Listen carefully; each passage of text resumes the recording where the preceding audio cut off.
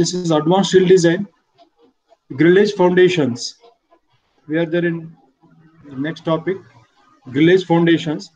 Now I'll move to the analysis of combined grillage foundations. Students, I hope you understood the design of individual grillage foundations.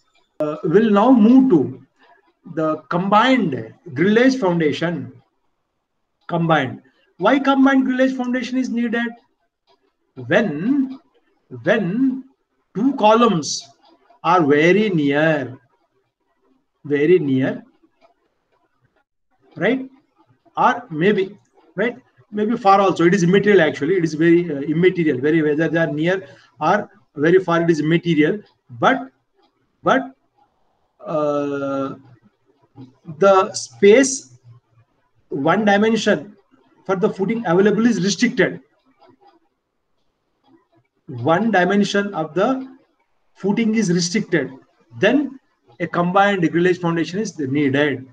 I hope you understood what I am saying, right? One dimension of in the length and breadth, either of these two, one dimension is restricted. Then only you require a grillage foundation, a combined grillage foundation. Otherwise, individual footing is sufficient, right? And when two columns are very near, right? Then what happens? If two columns are very near, then this area, the area required for this left column, may be overlapping over the area required for the right column. Therefore, if those areas are overlapping, code will not permit such overburdening of such soils beneath the footings. Hence, what is now done in such a case is only a combined grillage foundation is done, right? Then how it will be done, now we'll see, right? Now let us that is why we require a combined grillage foundation. Students, you understood why grillage foundation is a combined grillage foundation is required, right? But it is required when the space between the two columns is very small, one or two, that the area required for each individual footings are overlapping over the adjoining footings. 2, 3. Third reason, if the SBC, the safe bearing capacity of the soil is less, because of these three reasons, we will provide combined grillage foundations. Dear students, dear colleagues, are you understanding why we require combined grillage foundations? That is why, because of these three reasons, we will proceed. And furthermore, because of these restrictions, right, or the fourth, I'll say that if one available dimension at the site is restricted, right, rather than that of the second dimension. Let us say here I'm restricting this B should not be more than. Then in such a case, I'll say there is no other option but to go with a combined grillage foundation. That is the fourth reason why we'll choose combined grillage foundations. Now, if you understood that, now I'll move with the very first case. If now this is a schematic view of the combined grillage foundations, wherein now I'll show if the loads P1 is approximately equal to P2, then how? Right? Then in such a case, I require only a rectangular grillage foundation, right? That is how analysis of the rectangular grillage foundations, right? That is how the same discussions, base plate transmitting a load of P1, right? In turn, it is transmitting that load P1 over a grillage of the top tier having some n number of, that n may be 3 or 4 of the top tier which are provided on the on the left side of this column, right? In turn, transferring that load to the bottom tire, right? Similarly, the right side column is transmitting a load, axial load, fuel axial load of P2 from that column to this base plate over this top tire grillages to that of the bottom grillage. Here, students, you need to see that here top tire grillage for the left column is quite independent from that of the top tire grillage, that of the right side column. Here, number of beams, grillages may be quite different from that of this. They are function of the load transferred by them. They depends. If more load need to be transferred, then more massive beams or more number of beams are required. That is how you need to understand. They will not be equal. Here, if I am choosing 3, it need on the right hand side, they need not necessarily be 3. But if they are approximately same, then you can say no problem, right? But they are not necessarily same. But they are, these top tires are independent, means their analysis is independent, but the bottom tire is common for these two columns. Therefore, the bottom tire analysis is taking into account the load coming from top tire, whereas this top tire analysis is just analyzing by taking the load coming from the top, just P1. Therefore, these beams, these grillages will be only analyzed for taking a load of P1, right? These beams will be taken care for a load of P2, but this bottom grillage shall take care of P1 and P2 combinedly, right? Hence, they are what called combined grillage foundations, right? Now, this is the schematic. I'm showing the distance between the two columns is C, right? Center to center distance is C. Then let the base plate dimension of the left side column is L1 by B1, and that of the right side column is L2 by B2, and let P1 and P2 be the loads transferred by the left and right side columns respectively, and let the cantilever projection from the center of the column, cantilever projection from center of the column on the left hand side is A1. Similarly, let the cantilever projection from the center of the column on the right hand side of the column is A2, right? From the center. Later on, but I'll show even and that is how A1, right? And now next, let the dimensions of this grillage is the width B, right? And the length A, length L is the length of the top tire grillage, right? Length B is the length of the bottom tire grillage. Both are lengths only, but in transverse direction. Therefore, length B is the length of the bottom tire grillage, whereas length of the top tire grillage is L, right? That is how you need to understand. That is how B, that of the bottom tire. Whereas this B will have, generally will design these footings not for bending moments, only to transmit the loads axially matching with the CG of the footing. That is a foremost assumption. With that assumption, what now I'll say is that if the dimension is B, its CG lies at a distance of B by 2 from the left support. Therefore, I'm having a axis here at a distance of B by 2, which is called symmetric axis, right? Then similarly, I'll have a symmetric axis at a distance of L by 2 starting from this end, right? That is how horizontal and vertical axis. Actually, this is in plan, right? Horizontal and transverse axis are drawn. This is what called x-axis axis, and this is y-y axis, right? And let us find the CG of these two loads with respect to the left support P1. Let it be denoted by X bar. x bar. But we already know the center to center distance between these two columns is c. Therefore, this column from the CG of this load is oriented at a distance of c minus x bar. C minus x bar. That is how the geometry is now shown, right? Plan dimensions, geometry, and let us see the loading diagram. How the loading diagram here, that is how the beam loading diagram, the grillage, right, having a load coming on the top from on the top tag on the left hand side column P1, which is distributed over a width of B1. Therefore, you please see that this is how the base plate having a dimension of B1 transmitting a vertical load of P1. Therefore, what is the intensity of the load, colleagues? The intensity of the load is P1 by B1 Newton per mm or kilonewton per meter or ton per meter, UDL. Similarly, the intensity of the load on the right side of the right column is equal to P2 distributed over a width of B2. Therefore, P2 by B2 Newton per mm or kilonewton per meter or ton per meter. That is the intensity of the load, right? That load is transmitted onto a grillage, grillage onto the top tile grillage.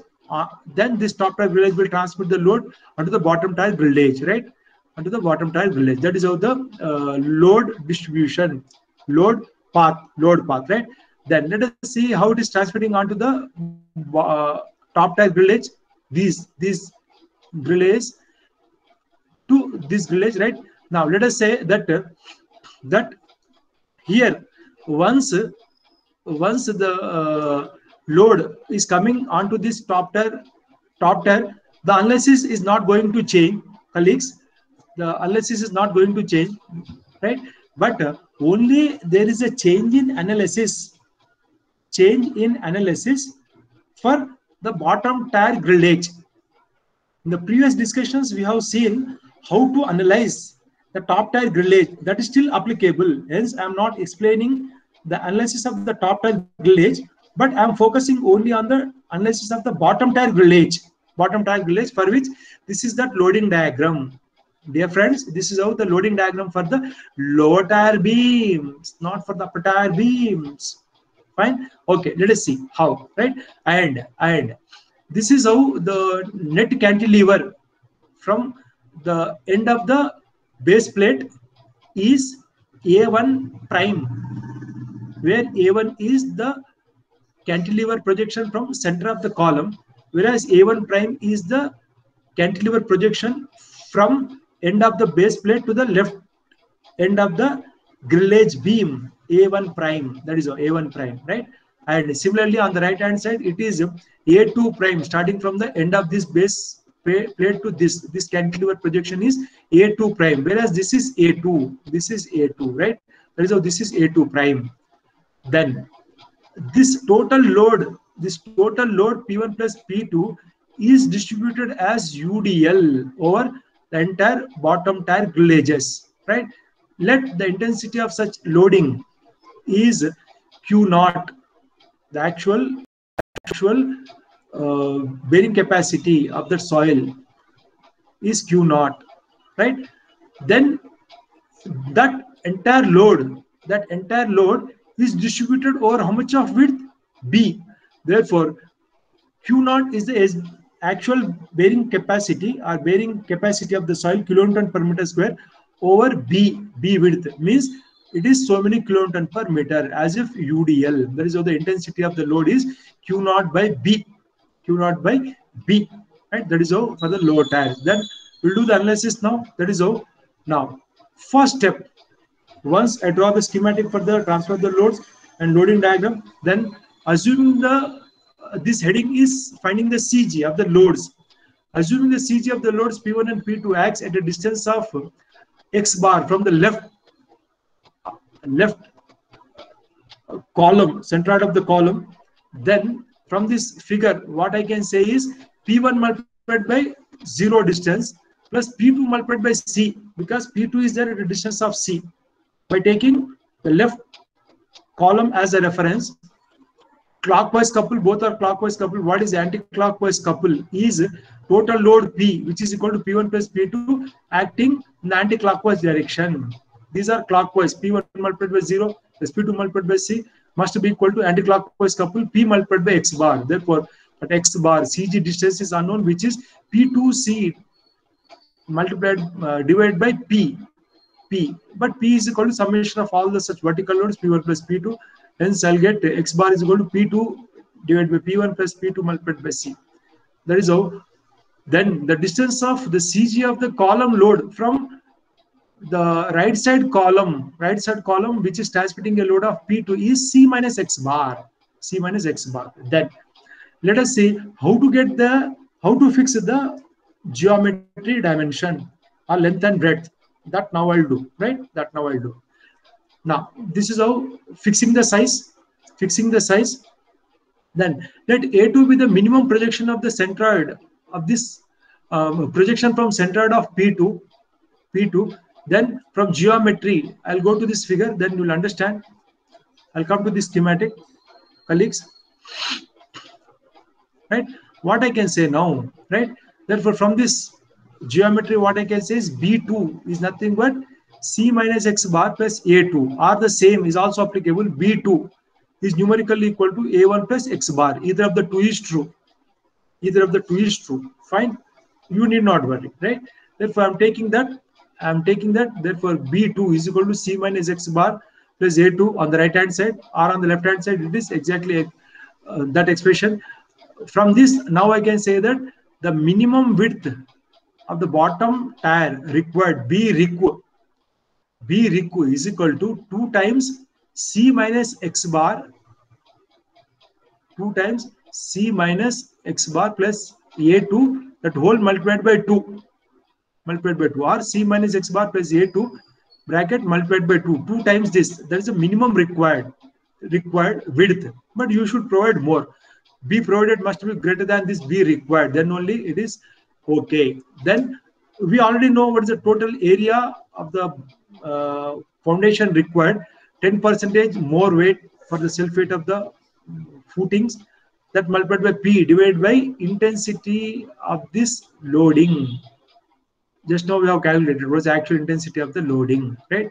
This is the SBC. Actually, it is given the problem that you design for this much of SBC. Okay, you substitute that, maybe 100 kilonewton per meter square, 150, right? You substitute that. Or the total load is also known. Therefore, from that, now what is that area required? I'll calculate. But by this time, I already fixed what should be your minimum width from geometry point of view, so that the CG of the loads matches with the base dimension by 2, right?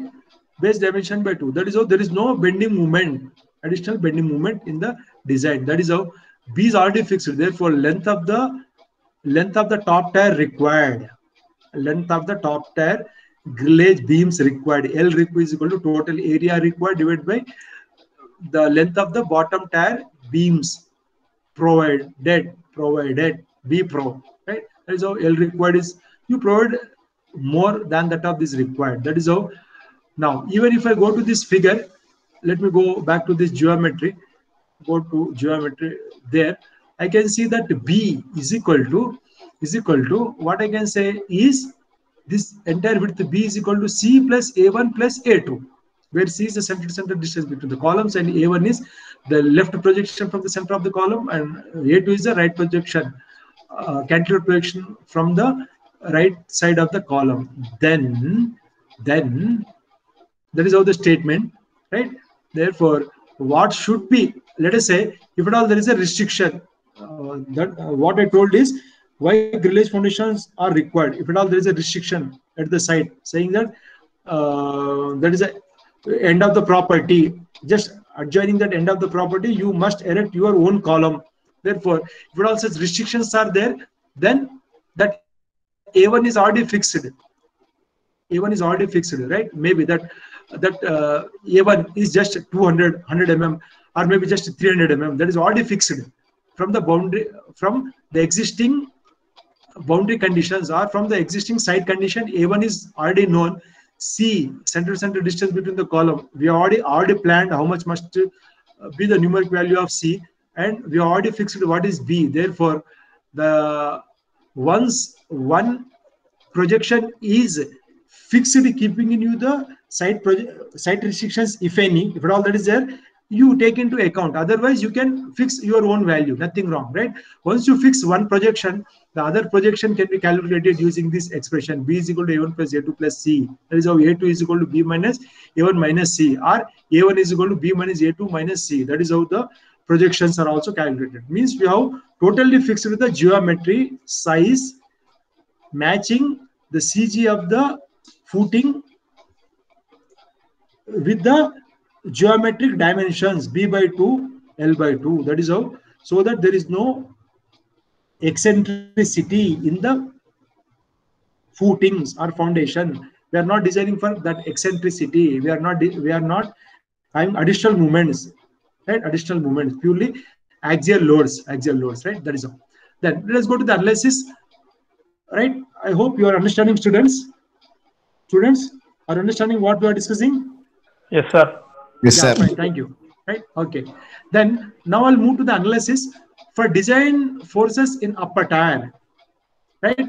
I already told that there is no change in analysis procedure. Right. Therefore, on the left hand side, please, right, on the left hand side, V1 is equal to P1 divided by 2L, L minus L1. This analysis is already explained in individual grillage foundations. Please refer back. Instead of capital L, small l, I am substituting here capital L and L1.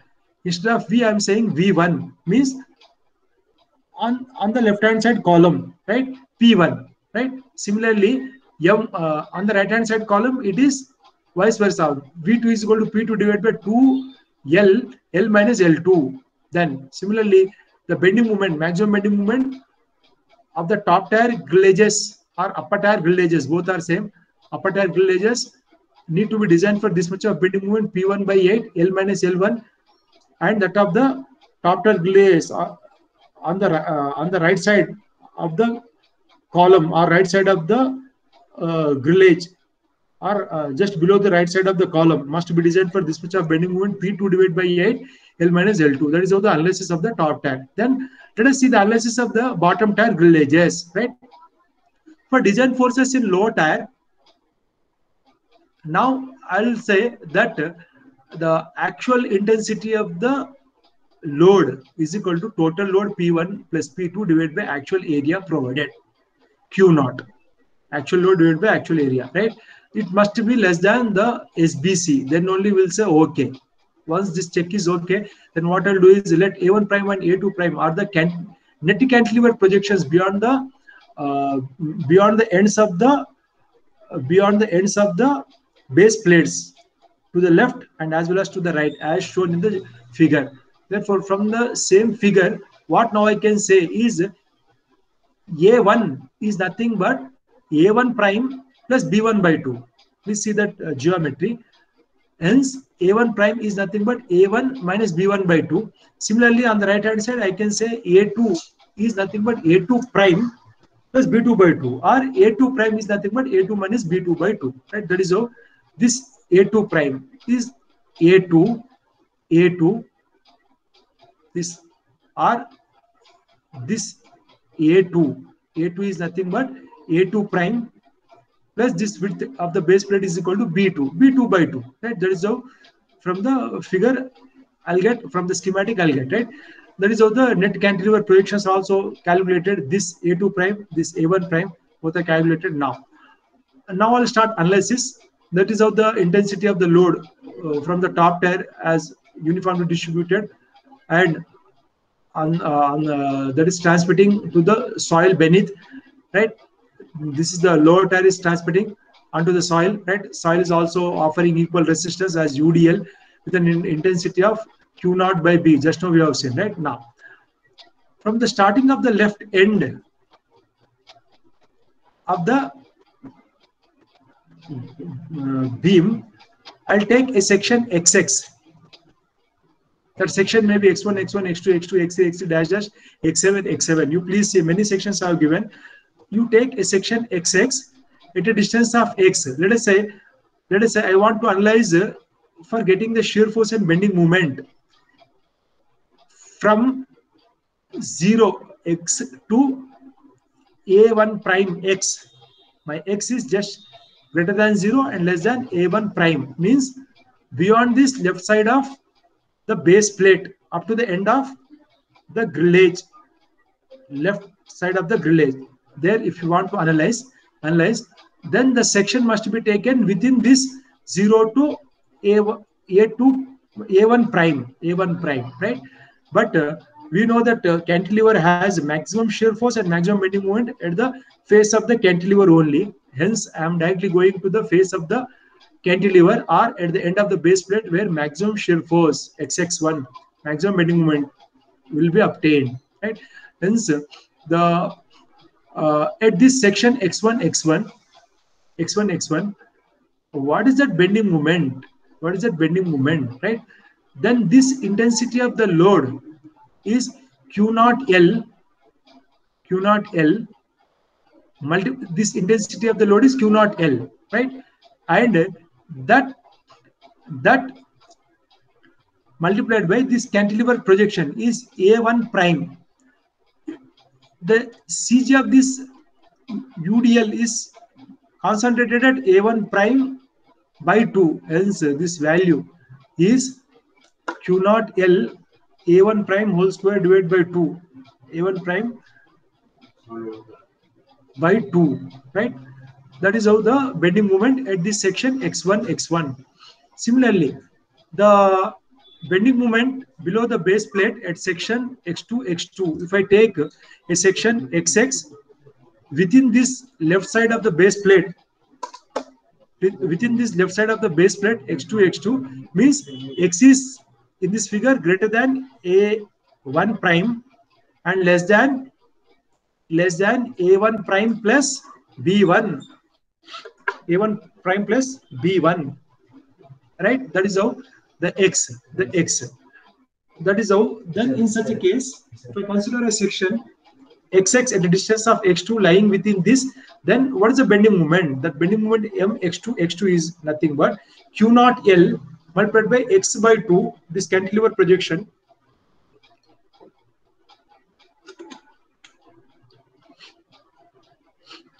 Q0L x square by 2. Sorry, colleagues. Then x square by 2. This x is up to starting from this end to this x2.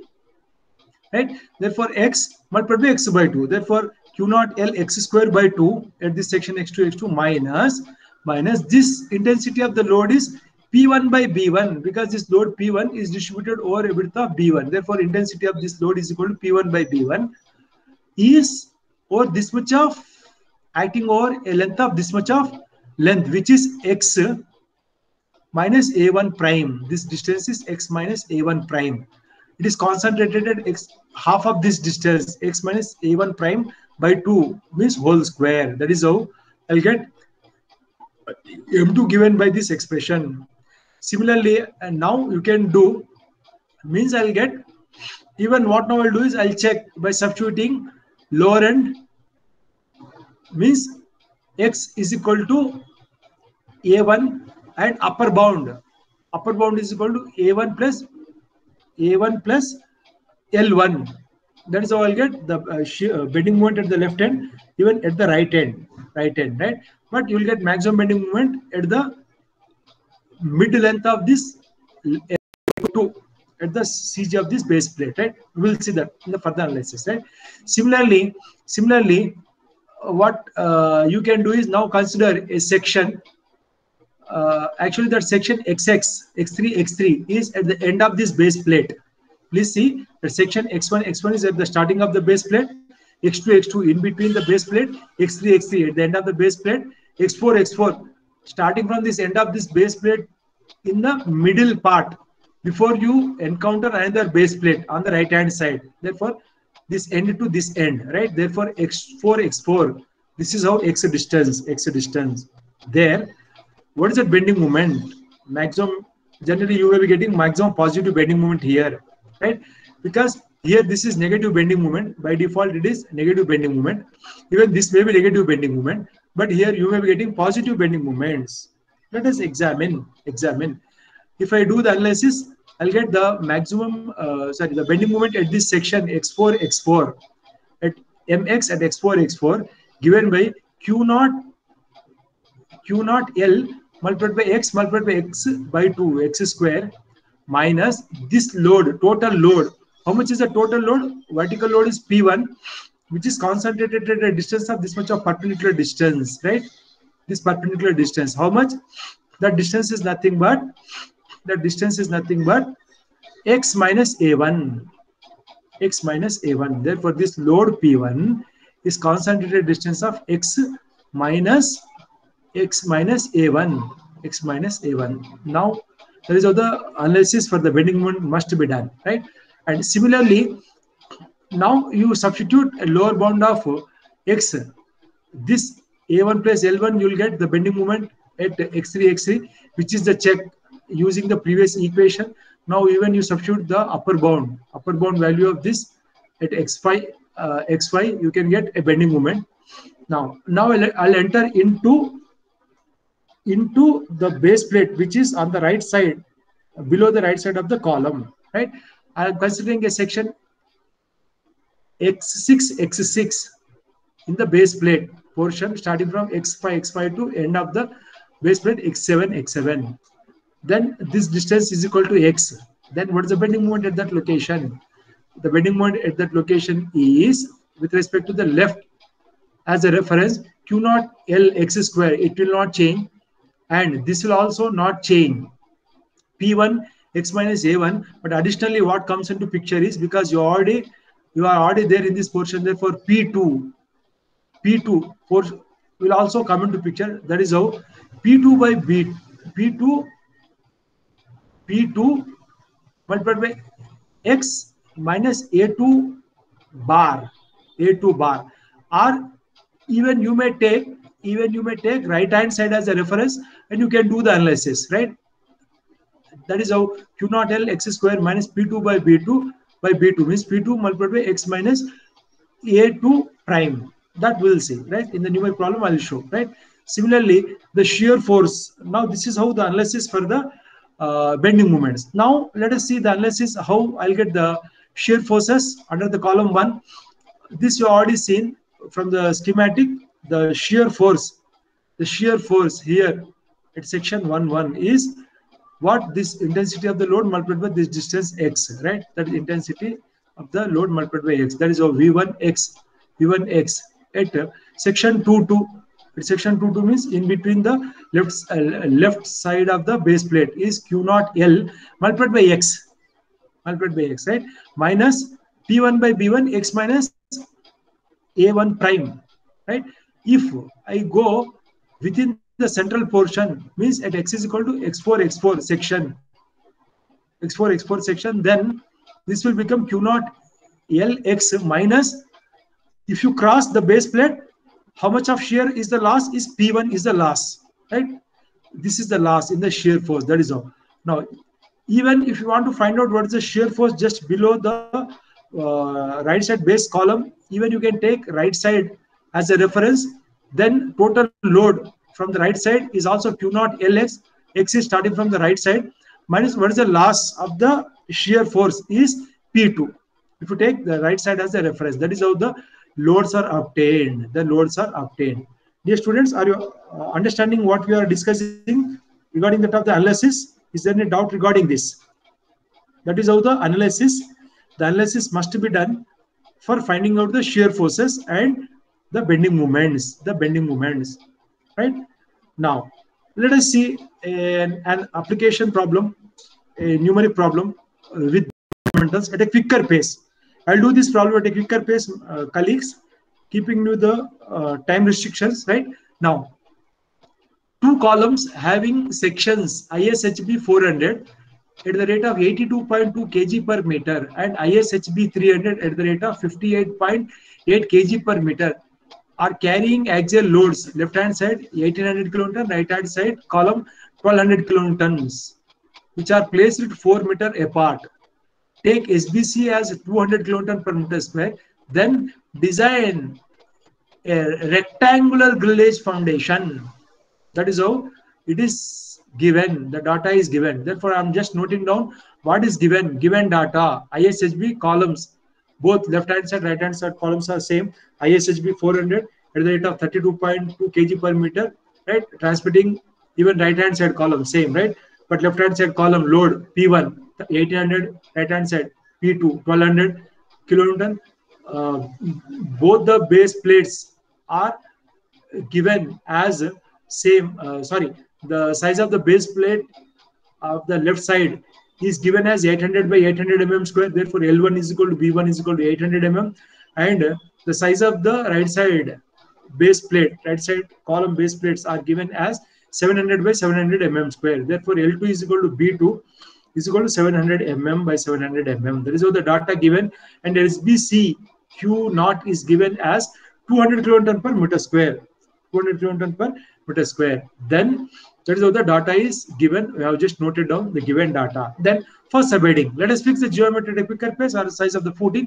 Then let us find the CG of the loads, taking the left column as a reference. This is the formula of P2 divided by P1 plus P2 multiplied by C. I have already elaborately explained these, how we got these expressions. I'm not explaining now. I'm just, I do give the numeric values here. This is P1, this is P2, L1, L2, B1, B2. Just substituting all these numeric values. P2 is equal to 1200 and P1 plus P2, 1800 plus 1200. And the center to center distance between the columns C is given as 4 meters. C, capital C value 4 meters. The CG distance from the left side column is 1.6 meters, colleagues, right? Then, assuming the cantilever projection near the column, right side column P2, that is my assumption. Here in the problem it is not given, but practically at the site, if there is any restriction, you take care of this. If A1 is restricted, yes, you say A1 cannot be greater than 0.3 meter. Okay. A2 cannot be greater than 0.2 meter. You put such restrictions here. There is a beauty, right? That is how you put the restrictions. By taking care of that restriction, let us say here no restriction is given. Just I am assuming the right hand side cantilever projection A2 is equal to 0.8. Now I am fixing how much must be the length of the bottom tier grillage beams. B is equal to 2 times C plus A2 minus X bar. C is 4, A2 just assumed. Or if any restriction is there, you substitute, my colleagues, right? Minus X bar, 1.6 obtained in the previous step. That gives the breadth of the breadth required, means length of that bottom grillage must be not less than 6.4 meters. Then the length of the top tier grillage required is area required divided by breadth provided. Area required is 1.1 multiplied by P divided by Q naught. 1.1 total load is equal to 3000 divided by Q naught is 2000 SBC. But breadth, I am fixing same 6.4, or even actually this is the breadth required. I am not deviating from this, because if I deviate, what happens is there is an unknown additional eccentricity giving rise to a bending moment. Therefore, don't increase this value, or don't say 7 meter or 8 meter for this. Don't say. Exactly provide. In the length, L can be more. L can be more, right? L can be more. Then next, if I substitute this exact value 6.4, now I'll get the length required. Means the length of the top tier is 2.578 or approximately 2.6 meters. Let us say 2.6 meters. I am providing L provided. Therefore, the base dimensions are 2.6 by 6.4 meter. 6.4 meter. There is no base dimensions are fixed. Right. Once you fix this, then I'll find out what is that cantilever projection A1 on the left hand side is equal to B minus A2 already assumed. Or if any restriction is there, you take that value here 0.8 minus C minus 4. Therefore, this is 1.6 meter. That is how the geometry is fixed, as L is equal to 2.6 meter, B is equal to 6.4 meter, A1 1.6 meter, A2 is equal to 0.8 meter. Now, first step is over. Students, are you understanding that? How we have fixed the size? Hello, okay. Yes, Now I'll sir. move to the analysis at a quicker pace. Just now I have explained in the analysis. Now I'm there in the analysis of the upper tier beams. Upper tier beams V1, just below the left side column. The top tier or upper tier beams will experience this much of shear force. That V1 is equal to P divided by L minus L1. But now that is how it works out a value substituting all these numeric value. P1 is equal to 1800 L length 2.6 meter and left hand side base plate is equal to 0.8 and length 2.6 multiplied by 2. I am getting this value as 633 kilonewton, right? 633 kilonewton. Similarly, you substitute in that bending moment formula P divided by 8 L minus L1. Substituting that, now I'll get a bending moment of 405 kilonewton. Because I already explained that elaborately in the individual grillage foundations. I'm skipping off its numeric calculation. Upon doing, I'll get numeric calculation. I'll get that bending moment as 405 kilonewton meter. Right now, these are the design shear force and design bending moment for the left side grillage, top tier grillage or upper tier grillage. Then let us design this quickly. The section model is required. M is 405 kilonewton meter means 10 to the power 6 Newton mm divided by permissible bending compressive tensile stress 247 with increment of 50%. Basic value is 165 multiplied by 50% increase for encased beams. Hence, now I'll get the section model is required 1636 centimeter cube, right? Then increase this section modulus by 25 to 50%, right? 25 to 50%. Then let us see here. However, I want to provide at least not less than 3 number of beams. Therefore, section model is required for each beam should not less than 545 centimeter cube, right? But at least increase this value by 25%, right? 25 to 50%. Therefore, 545 multiplied by 1.25 means you will now get around.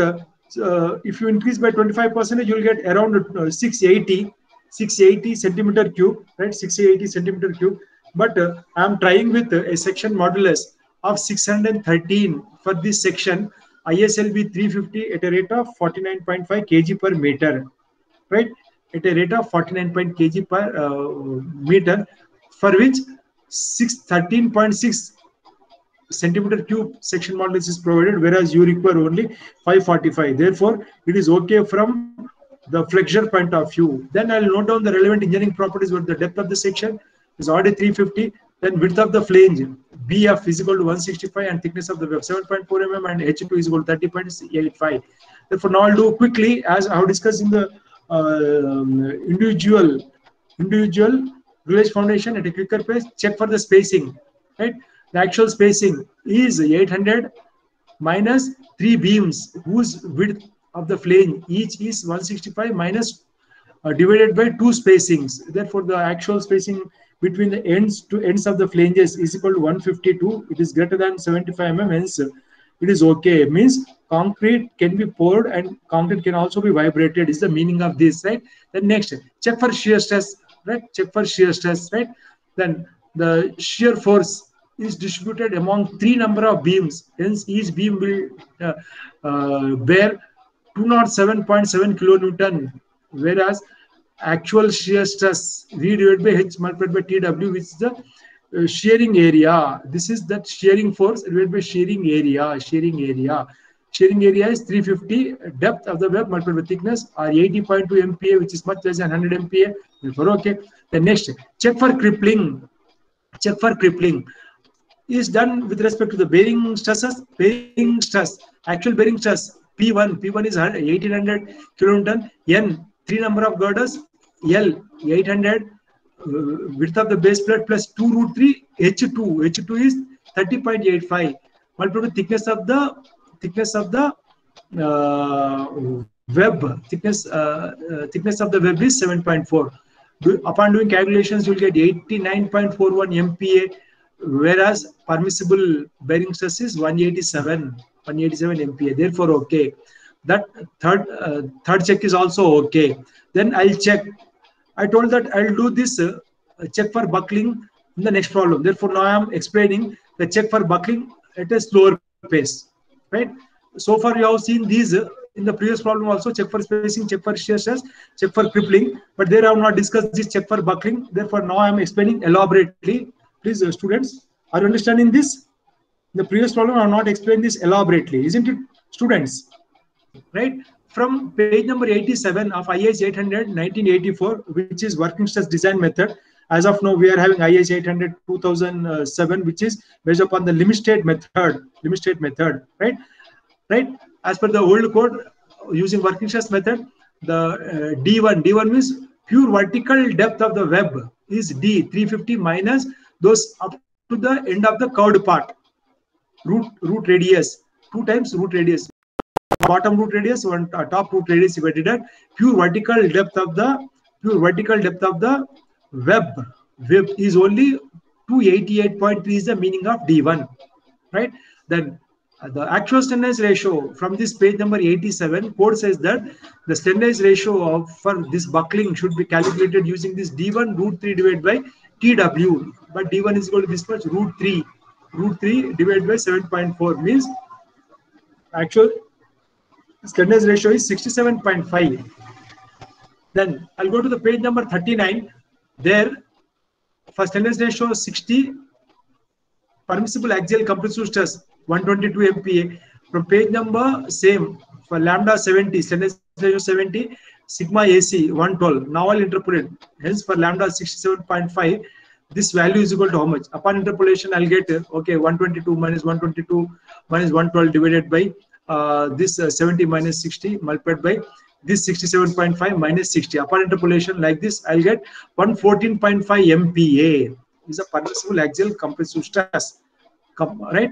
Then next code says that the width should be B.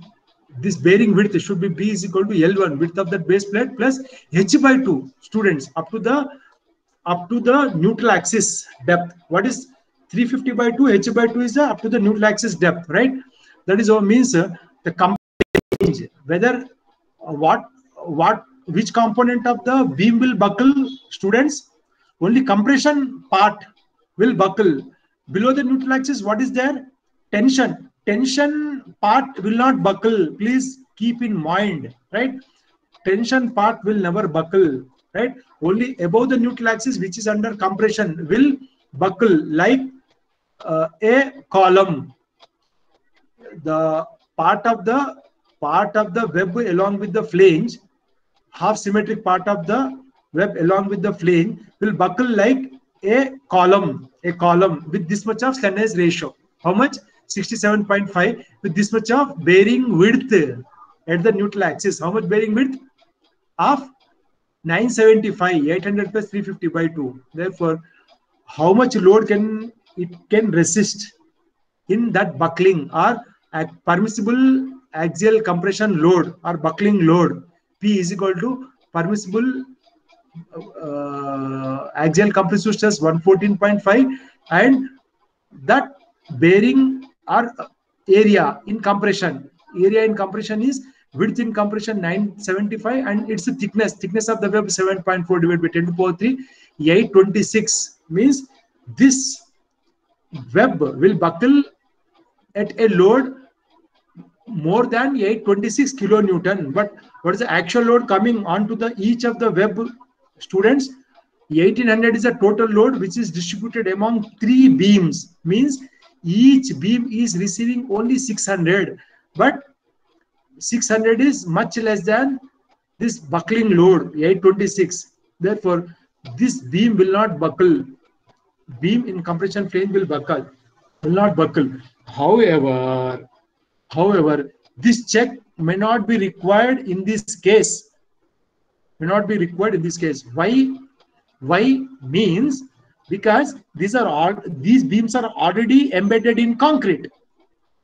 Dear students, why I have not discussed in the previous case is because these are already encased beams, isn't it?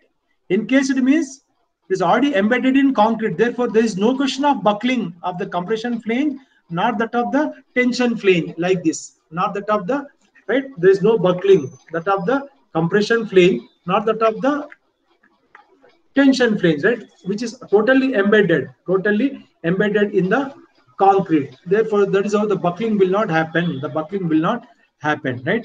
Now, next one, analysis for the right side of the column, right?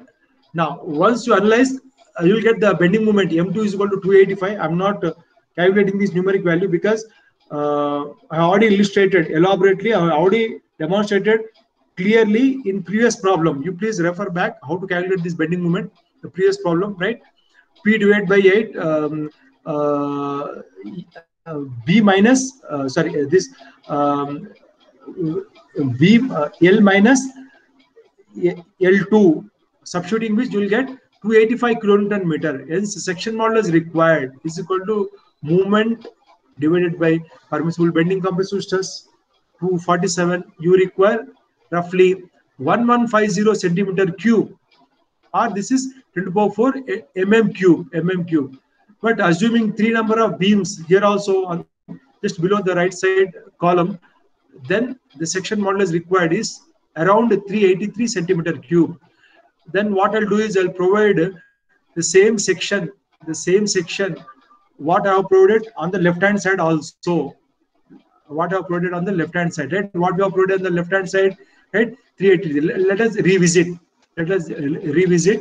on the left hand side what we did, right?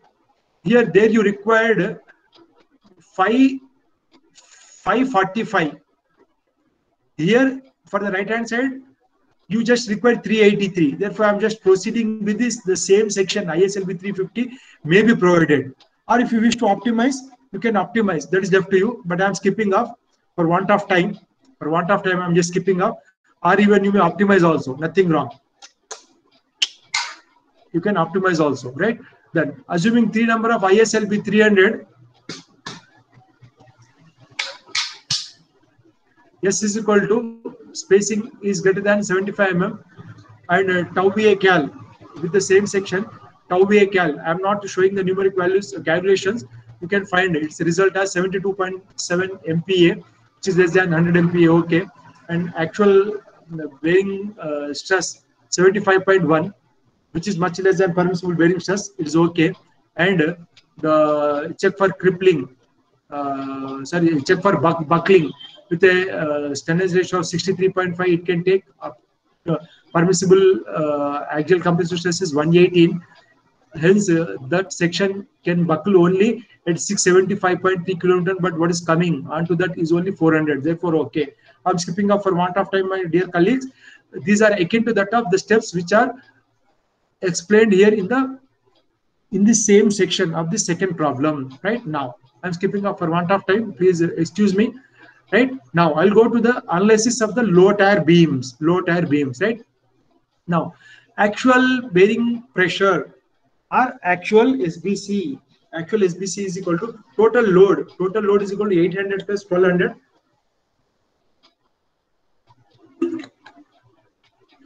divided by the actual area provided. 2.6 multiplied by 6.4. 2.6 multiplied by 6.4. Right. That is how. Now you get 180.3 kilonewton per meter cube. Now you check, is it less than the permissible value? Yes or no? Yes, right? Less than 200. Therefore, okay. First check is okay.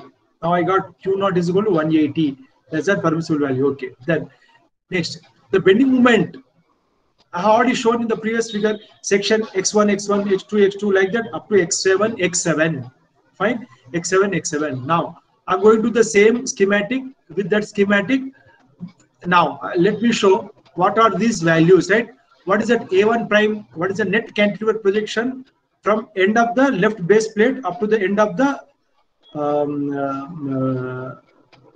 beam is A1 minus B1 by 2. But A1 is given as 1.6.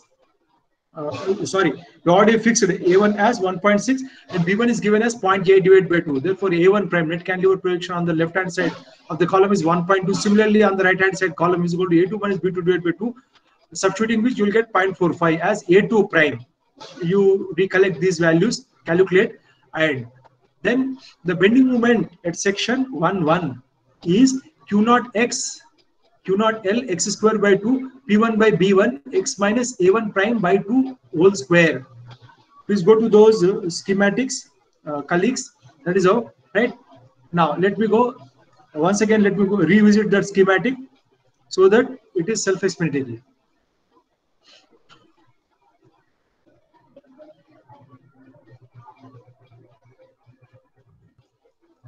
Just bear for a moment. I'm coming to the schematic so that I'll show, right? That is all right. I'm taking a section within this base plate. Then I'll also take a section within this end of the base plate to the starting of the right side base plate. And also I'll take within this right side of the base plate. Then I'll try to get the bending moments in these three. And also I'll try to get the bending moment at x2, x2, x4, x4, x6, x6. And I'll equate these shear forces equal to 0 so that wherever the shear force is equal to 0, there I'll get the absolute maximum bending moment. Absolute maximum bending moment, right? That is how my analysis for getting the design forces. Then I'll proceed for the design. Now let me first analyze. A typical case that upon substitution, what I'm getting now is this Q naught is equal to 180.3 multiplied by L 2.6 x is starting from left end within that left side of the base plate, x square by 2 P1 by B1 is left side base plate, dimension is 0.8 x minus A1 prime. What is A1 prime? We have calculated net cantilever projection is equal to 1.2, right? 1.2 divided by 2 whole square. That is how kilonewton meter. Similarly, at that same section, the shear force is given by 180.3 multiplied by 2.6 multiplied by x. That x multiplied by x by 2 is x squared by 2, right? 180 divided by 0.6, x minus 1.2, 1.2. Then I'll get the shear force. That is how. However, the maximum bending moment occurs where the shear force is equal to 0. Therefore, equating this expression to 0, I'm doing that. I'll get shear force is equal to 0. I'm getting x is equal to 1.52. Actually, this 1.52 must be greater than A1 prime. A1 prime is equal to 1.2, and it should be less than A1 prime plus B1. What is B1? B1 is equal to 0.8, means 1.2 plus 0.8 means 2. Therefore, 1.52 is greater than 1.2 and it is also less than 2 meters. Hence, the check means whatever you got is correct. Is the check, right? 1.52 is greater than 1.2 left end of the base plate and right end of the base plate. Right end of the base plate of the left side column. That is a check. Therefore, by substituting this x is equal to 1.52 in the above bending moment equation, I'll get a maximum bending moment at 1.52 meters as 426.3 kilonewton meter, right? Similarly, I want to get within the central portion, the shear force within central portion. How? This is the bending moment within central portion, right? Q naught L x minus P1 L x, I don't know, but P1 I know 1800 kilonewton is equal to 0, equating which x is equal to 3.84, right? And you check this x must be greater than 2 because this upper bound of 2 meter will become a lower bound for this problem, and it must be less than a upper bound. What is that upper bound? 2 plus 4 minus 0.7 by 2. Yes, 5.85. 3.84 is greater than 2 meters and less than 5.85. Therefore, okay, means whatever that x you got is correct. Means there is no calculation error in your shear force. Therefore, if this is true, then you can find out the bending moment by substituting x value in this equation of the bending moment. In the central portion, the bending moment was given by the equation Q naught L x square. X is 3.8 whole square. P naught by B1 is P naught multiplied by x minus A1. A1 is equal to 1.6. X is equal to 3.84. Substituting which I am getting negative bending moment at the central, right? Actually, this negative is actually positive. Actually, previously what I got, that bending moment is negative bending moment. Actually, this minus 426 is negative bending moment. Cantilever bending moment is notated here as positive. Please make a note. The notation point of the cantilever bending moment is notated as positive, but central bending moment I am getting negative, means actually this is positive bending moment, right? Positive bending, right? That is how change in my assumptions, right? Then by taking left hand side as the reference, now I want to go to the section 6.6.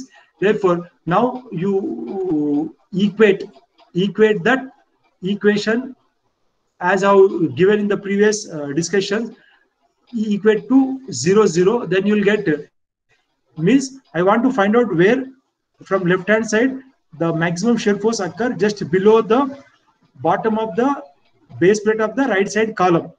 Then by equating equal to 0, that equation of V2 x within this right side base plate, I am getting x is equal to 5.78 meters. It must be greater than the lower bound of the previous problem, 5.25. Yes, check. It is greater than, and also it should be less than 5.25 plus right side this base plate dimension is 0.7, means 0.7, right? Plus 0.7, right? 0.7 means how much I'll get now? 5.5. Just wait. This 5.25 plus 0.7, 5.95. But 5.78 is less than 5.95. Hence, okay, this x is correct. Once this x is correct, then you substitute in that general equation for bending moment in that section. You can find its result as a cantilever bending moment of 65.8. That is how the bending moment, cantilever projection, cantilever bending moment, then negative bending moment, changing to positive bending moment, then cantilever bending moment, and changing to that value. That this I have shown in the very first slides, right? That is how the bending moment distribution can be drawn. But however, we are interested about the designs. Hence, out of all these, where maximum bending moment occurs, right? This is numerically maximum value than that of this 65 and that of the previous value of just 426. I got just 426. Here I got 575 odd. This has 65. Out of this, what is absolute maximum bending moment is 578. Corresponding to this 578, what is the shear force? What is the shear force? Even I can get the shear force also. Therefore, you recall those values of shear force, right? Shear force corresponding to that 575.8. Now I'll proceed with the designs. How the designs, the shear force at that location is Q naught Lx minus P1. Now, once I got the design forces, bending moment and shear force, now I'll propose start the design. Now the heading is design, right? Design for bending moment. The section model is required, assuming 13 number of beams. The section model is required is equal to that section model is what I'll get, m divided by sigma BCT distributed equally among 13 number of beams. In the bottom tier beams, I'm assuming 13 number of beams. Therefore, each beam must have at least 201 centimeter cube section modulus. But now I'm proposing ISLB 225 at the rate of 23.5 kg per meter, which is having more than this 201.3 kilonewton per meter. 201 centimeter cube, right? That is how the, I think now I'll skip off the further designs because these are akin to that of previous checks, right? Now I'm just proposing the beam, then followed by the check for shear. This even I have skipped even the previous headings also, right? These, even now I'm skipping off, right? Just now I have proposed 13 number of beams. I'm saying that the section modulus is okay. Hence I'm skipping off. Check for shear, I'm skipping. Check for shear stress, I'm skipping off. Check for bearing stress, I'm skipping off. And check for buckling, I'm skipping off. Therefore, that is how, in a similar fashion, what we have done in the previous discussions, it can be done. It can be done, right? Now, I think students, you understood this, what we discussed. Design of rectangular combined footing. Students, is there any doubt regarding this? Then I'll move to the design of trapezoidal grillage foundations, right? Right. Let me do this quickly. It is akin to that of the rectangular footings, right? However, the geometry here is having like this, right? The left side grillage is having a length of L1. Right side part of that grillage is having only a length of L2. Previously, L1 is equal to L2 is equal to L. Here, L1 is much greater than L2 because P1 is much greater than P2. Hence, I require a trapezoidal. Means more the load, more the length of that grillage is required. Less the load, less the length of that grillage is required. This dimension B is not coming into picture. Only length of that grillage. More the load, more the length of the grillage. Less the load, less the length of the grillage is required. That is how the schematic. All notations are same, colleagues, right? There's no difference. P1, P2, that is how center distance C, right? Only L1, L2. Then how to calculate the area? We already know that L1 plus L2 is the actual average length multiplied by breadth. But we already know area divided by breadth.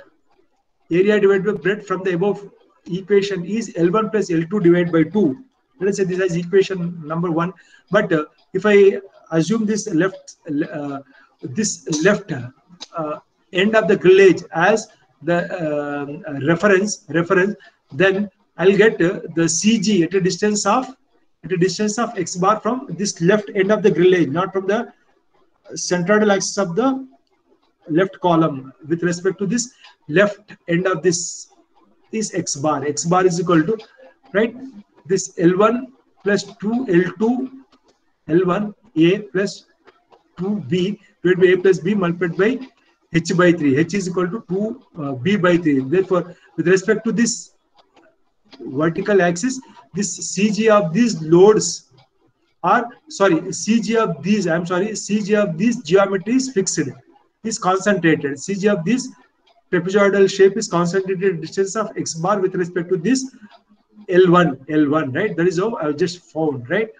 But let us see what is this.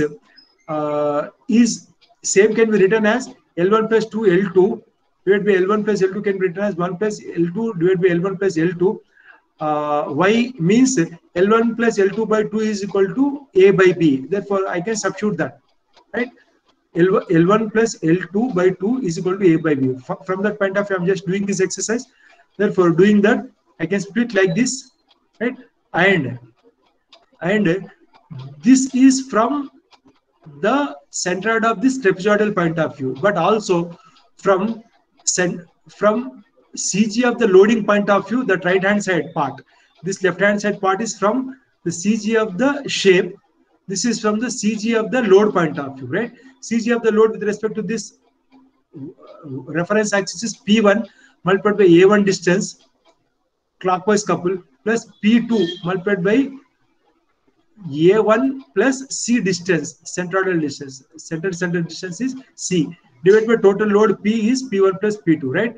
Right hand side is with respect to the equilibrium or the CG of the loads. Left hand side is from the CG of this shape, right? Equating one with the other, I'll get let us say this. I can say that even this dimension D is equal to B by 2 minus x bar. But that is what x bar I'm substituting here from the above equation, that B by 3 1 plus L2 divided by L1 plus L2, so that rearranging the terms here and there. Now I'll get, right, I'll take LCM common. I'm not doing that. I'm skipping up. 60 divided by B divided by 6 will come to this, and this B will come to the denominator. is equal to 3 minus 2 multiplied by this, or this is exactly what is this is, it can be shown, right? 3 minus 2, 2 means gets cancelled 1, right? There is or it can be expanded further. This left hand side 6d divided by b will become L1 minus L2 divided by L1 plus L2, and multiplying on both sides by a by b, therefore a by b 6d right by b, right? Therefore that is how I'm multiplying on either side a by b here, a by b 6d by b, right? That is how right hand side a just now we saw length L1 plus L2 by 2 multiplied by b gets cancelled, therefore that is how this is left, this b, therefore b gets cancelled. Finally now I'll solving this equation 1 and this equation 2, or substituting this equation 1 in this equation 2.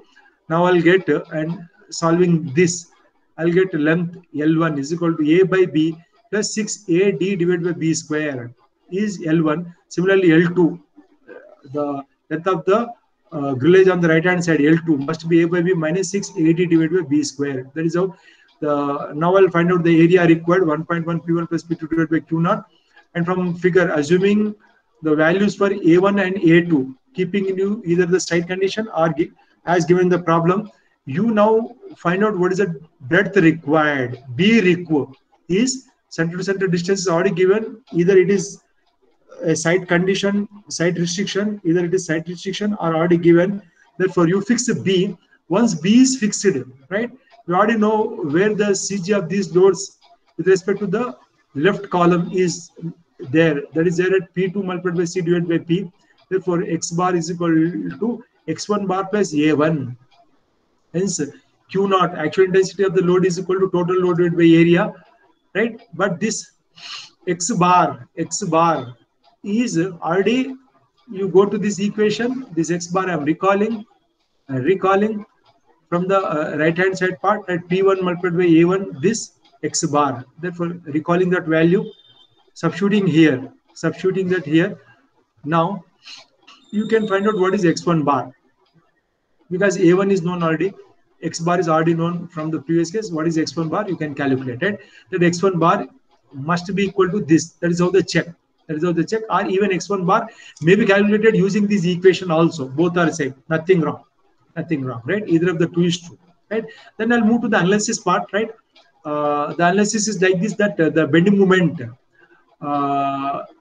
moment at section 1 at a distance of x q0 x square by 2 L1 minus x by 3 minus L1 minus L2 divided by b minus P1 by B1 x minus A1 prime multiplied by x minus A1 prime square by 2. That is how previously we had L, that now L is now L1 minus L2. That is how there is a change in numeric inputs, right? Similarly, this is how the bending moment, cantilever bending moment just at the left side column, and in between this positive bending moment is Q0 x square by 2 L1 minus x by 3 L1 minus L2 divided by b minus P1 x minus A1, and to the right side of this column is equal to M2x Q0 x square by 2 L1 minus x by 3 L1 minus L2 divided by b minus P1 x minus A1 minus P2 divided by B2 x minus A2 double prime multiplied by x minus A2 double prime by 2, right? Where A2 double prime is nothing but A1 plus C, right? That is how the bending moments can be obtained in the left, just in the left side of the bottom of the base plate of the left side column, the central portion, bottom of the right side column respectively. Similarly, you can find out the shear forces in the left side of the bottom of the left side of the column. V1x A0x L1 minus x by 3 minus L1 minus L2 divided by b minus P1 by B1 x minus A1. That is how similarly you can do for the central portion and for the right portion. That is how the analysis, right? I think that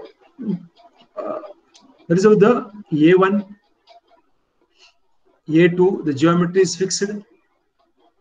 B is also fixed. B1, B2, B2, right? A1 double prime. This is A2 double prime. This is A2 up to the center of this column. A1 up to the center of this column. A2 double prime up, right? Even this is X1 bar from the center of the left column to the CG is X1 bar, whereas the CG of this shape is at a distance of X, that of this trapezoidal shape. Starting from the left as a reference, it is at a distance of X bar, and this is the distance D. That is how, using these notations, you can find out the numeric values of the bending moments in the left and in the central portion, and in the right portion of the bottom of the grill edge, and also the shear force in the left as well as central V2x, V3x in the right portion of the grill edge. And as we have discussed in the previous problems, you can substitute numeric values and do a design. Now I'm just giving this numeric problem. You may do the same, or you may refer to any standard textbooks for further numeric calculations. This problem is like this: two columns having sections ISHB 450 at the rate of 92.5 kg per meter and ISHB 400 at the rate of 82.2 kg per meter, carrying an axial load of 2500 kilonewton left hand side, right hand side 200 kilonewton, are spaced at 3.5 meter. The distance between these two is 3.5 meter apart. The size of the base plates of the left side are 800 by 800, that of the right side are also same, both are same. The available space in columns is 1200 mm, right?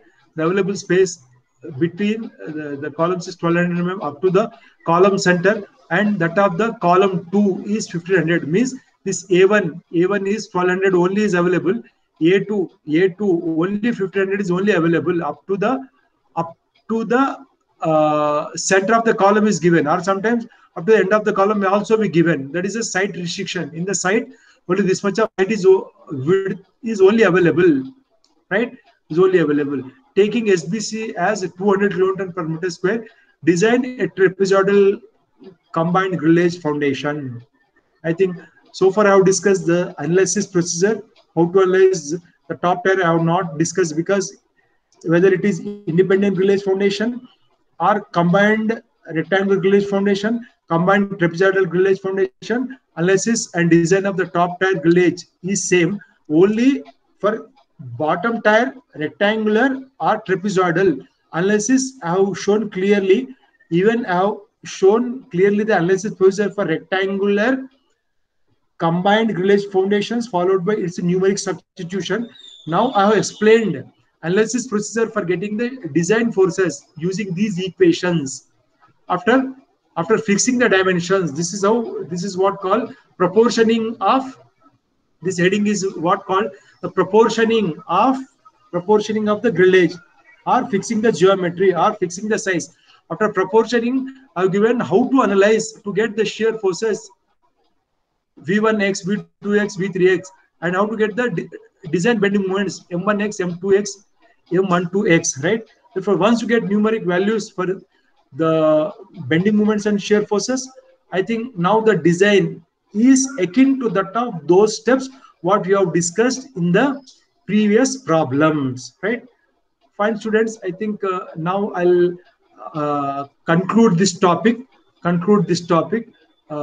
the next class, we shall see, or in the next meeting, we shall have another topic of your interest in advanced steel designs, right? Now, thank you, students, for watching this video. If you like this lecture or these discussions, please do click like, share, and subscribe to our YouTube channel. We'll meet with another topic in the next class. Till then, bye bye, students.